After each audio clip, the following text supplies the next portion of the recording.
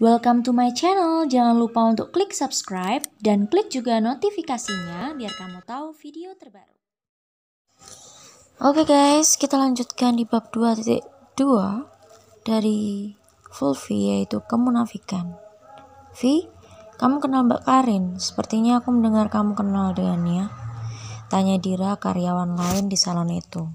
Mungkin kamu salah dengar, sepertinya aku salah orang. Fulfi mencoba menutupi apa yang sebenarnya terjadi karena dia malas untuk kembali ke masa lalu. Tiba-tiba waktunya dia kembali ke rumah. Hei Mbak Galdin, aku pulang. Fulfi terlihat sangat lemas saat sampai di rumah. Sepertinya kamu lelah sekali, Vi, kata Mbak Galdin sambil menimang Adi. Iya Mbak, sini sayangku, kata Fulfi sambil menggantikan Mbak Galdin untuk menggendong Adi. Tapi pekerjaanmu lancar kan sayang? Tambah Mbak Galdin. Iya Mbak, cuma ada sedikit menyebalkan. Mbak Galdin tahu Karin kan? Jelas Fulfi. Iya aku tahu, bukannya dia sahabatmu ya? Kata Mbak Galdin sambil menyiapkan makanan di meja. Ah, jangan sebut dia sahabat. Tadi dia datang menghinaku bahkan tidak mau mengenalku. Yang paling menyebalkan dia sempat mengerjaiku. Aku baru tahu sifat yang sebenarnya setelah aku keluar dari dunia modeling. Sekarang aku jadi bersyukur keluar dari dunia modeling. Ya kan sayangku? Jelas Fulfi sambil tersenyum di depan anaknya. Sudah kuduga, dia baik hanya di depan saja. Ya sudah Vi, yang sudah berlalu biarlah berlalu. Sekarang kamu sudah hidup lebih baik. Siapa tahu pekerjaanmu ini jadi batu loncatan untuk kembali sukses, kata Mbak Galdin selesai menyiapkan piring. Ya juga sih Mbak, sekarang aku juga seperti punya keluarga, tidak hidup sendiri lagi. Aku juga punya Adi, mungkin Tuhan ingin memberiku teman, jadi dia memberikan aku anak ini, kata Fulfi mensyukuri keadaannya saat ini. Aku selalu bangga dengan kamu Vi, kamu itu wanita yang kuat. Ya sudah, ayo cepat makan keburu dingin, kata Mbak Galdin mengajak Fulfi makan. Iya Mbak, aku meletakkan Adi dulu di boxnya ya. Akhirnya mereka berdua menyantap makanan yang ada di meja sambil bercengkrama dan bercerita dengan Mbak Galdin. Keesokan harinya di salon. Vi, nanti jam 10 kamu temenin ibu untuk menjadi penata rambut peragaan busana di Mall H ya. Ini event lumayan besar. Kamu bisa menata rambut para modeling papan atas di sana, ajak Bu Heni. Benarkah Bu? Fulfi terlihat sangat bahagia. Puji Tuhan, aku bisa menambah pengalamanku di sana, gumam Fulfi. Iya, nanti kamu akan berangkat bareng Janet, ucap Bu Heni. Siapa Janet Bu? Tanya Fulfi penasaran. Tiba-tiba ada seorang wanita cantik dengan rambut curly-nya mengenakan dress selutut, lengkap dengan blazer dan high heels yang meninggalkan kesan anggun. Hei, kamu Fulfi kan? Aku sudah mendengar banyak tentang kamu dari Bu Heni. Kenalin aku Janet, kata Janet sambil mencipika-cipiki pipi Fulfi dan memperkenalkan dirinya. Hei kak, aduh kamu cantik banget kak, kata Fulfi mencoba akrab dengannya. Udah tahu kan Janet itu siapa? Kalian nanti akan kerjasama untuk menjadi penata rambut di sana. Net bantu Fulfi mengganti penampilannya ya, jelas Bu Heni. Kak, emangnya harus ganti baju, kata Fulfi. Gak mungkin kamu pakai baju kayak gini ke event besar. Di sana kita menangani model papan atas, jadi kamu juga harus dandan profesional. Oh ya? Kita dapat gaji 3 kali lipat dari biasanya, kata Kak Janet sambil mendorongnya ke kamar ganti. Serius kak? Tanya Fulfi masih tidak percaya dengan yang dikatakan Kak Janet.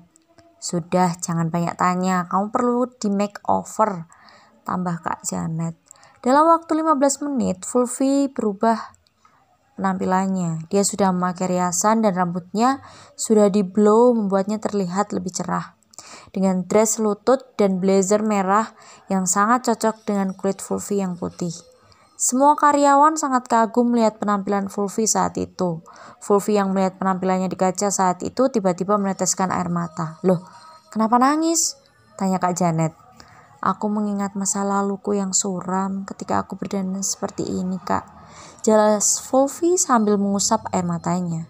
Kenapa? Kak Janet penasaran. Aku pernah menjadi model dan aku pernah diperkosa. Setiap aku berdandan seperti ini, aku merasa takut.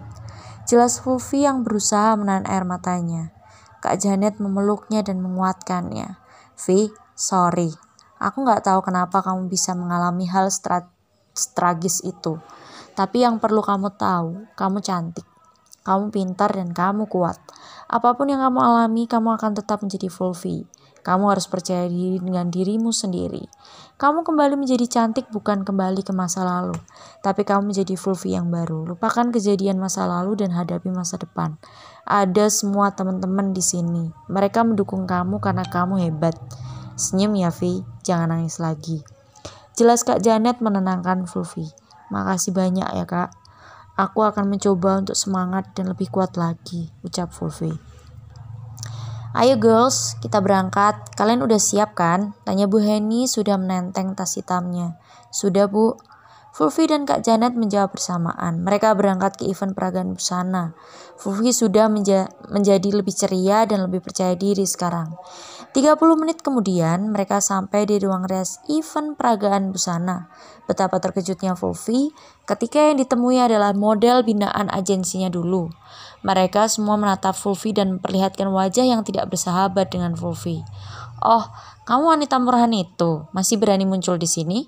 Kata Dita, salah seorang model yang duduk di sebelah pintu ruang rias. Emang gak tahu malu, udah hamil gak ada bapaknya pula. Oh iya, bukannya gak ada bapaknya, tapi bapaknya gak jelas siapa. Kata Desi, model yang lain lagi. Seisi ruangan itu tertawa. Mata Fulfi semakin merah. Dia mencoba menahan air matanya agar tidak keluar. Vi, ingat kata-kataku tadi. Kamu masih punya aku dan teman-teman di salon. Kamu cantik, kamu hebat, dan kamu pintar. Kalau kamu pengen hidup jangan hidup dengan masa lalu. Kamu harus bertahan, kata Kak Janet berbisik di telinga Fulfi. Fulfi merasakan ada semangat yang datang dari dalam dirinya karena perkataan Kak Janet. Aku bisa melalui semua ini. Aku harus bisa menghadapinya. Gumam Fulfi menguatkan hatinya. Bu Heni memperkenalkan Fulfi dan Kak Janet dengan seluruh model di ruangan itu. Perhatian semuanya, perkenalkan ini Janet dan Fulfi. Mereka akan menjadi penata rambut kalian untuk peragaan busana pada hari ini. Aku harap kalian bisa bekerja sama dengan profesional, jelas Bu Heni. Dia penata rambut, gak salah, kata Sari seorang model yang lain. Kalian boleh berkomentar setelah melihat hasilnya, oke? Semua mulai dirias. Sekitar jam 12 kalian harus sudah siap, tambah Bu Heni. Tiba-tiba kepala agensi mendatangi Fulfi. Heavy, loh kok di sini? Tanya kepala agensi itu terkejut melihat Fulfi menata rambut.